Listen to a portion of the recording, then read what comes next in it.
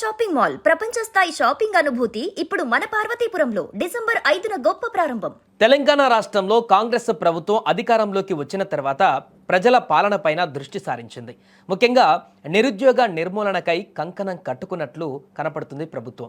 నిరుద్యోగులకు మరొక తీపు కబురు చెప్పింది. ఈ సందర్భంగా అతి త్వరలోనే 40,000 ఉద్యోగాలను భర్తీ చేయడానికి కసరత్తు జరుగుతోందని ఏకంగా ముఖ్యమంత్రి రేవంత్ రెడ్డి ప్రకటించడంతో నిరుద్యోగులు ఇప్పుడు సంతోషం వ్యక్తం చేస్తున్నారు.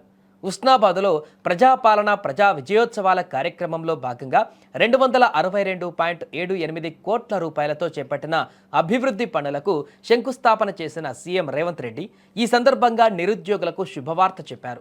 నిరుద్యోగ సమస్యను పరిష్కరించడానికి కాంగ్రెస్ ప్రభుత్వం తీసుకుంటున్న చర్యలలో భాగంగా తొలి సంవత్సరంలో 60,000 ఉద్యోగ ఖాళీలు భర్తీ చేశామని చెప్పుకోవచ్చారు.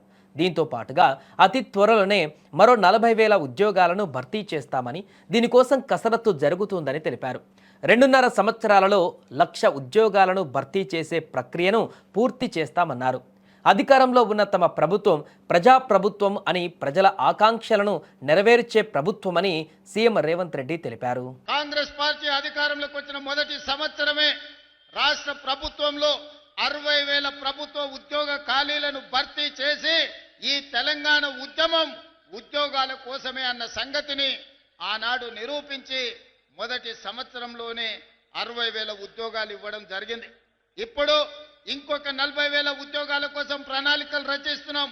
తొందరలోనే ఇంకా 40,000 ఉద్యోగాలు ఇచ్చి 2.5 సంవత్సరాలు పూర్తి చేసుకునే లోపల 1,00,000 ఉద్యోగ ప్రభుత్వ ఖాళీలను భర్తీ చేయడం ద్వారా ఇది ప్రజా ప్రభుత్వం ప్రజల కోసమే పనిచేస్తుంది, ప్రజల ఆకాంక్షలను నెరవేరుస్తుందని ఈనాడు మనం నిర్ణయాలు తీసుకొని ముందుకు వెళ్తున్నాం. ఇక ఇప్పటికే తెలంగాణ ప్రభుత్వం అధికారంలోకి వచ్చిన తర్వాత రాష్ట్రంలో 61,379 ఉద్యోగాలు భర్తీ చేసిన ప్రభుత్వము, దీనికి తోడు మరొక 8,632 పోస్టుల నియామకాలు తుది దశలో ఉన్నాయని కూడా తెలిపింది. వీటితో కలిపితే మొత్తం ఉద్యోగ నియామకాల సంఖ్య 70,011 చేరుతుందని, త్వరలోనే 1,00,000 ఉద్యోగాల మార్కును అందుకునే దిశగా తెలంగాణ ప్రభుత్వం చర్యలు చేపడుతుందని వెల్లడించింది.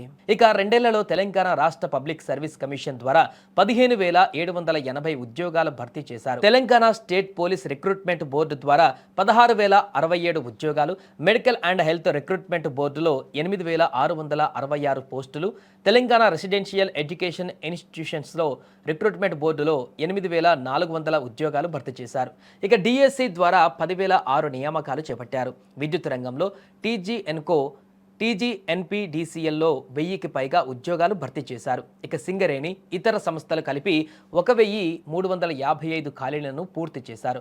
మొత్తంగా ఇప్పటి వరకు 61,379 పోస్టులను భర్తీ చేసింది తెలంగాణ ప్రభుత్వం.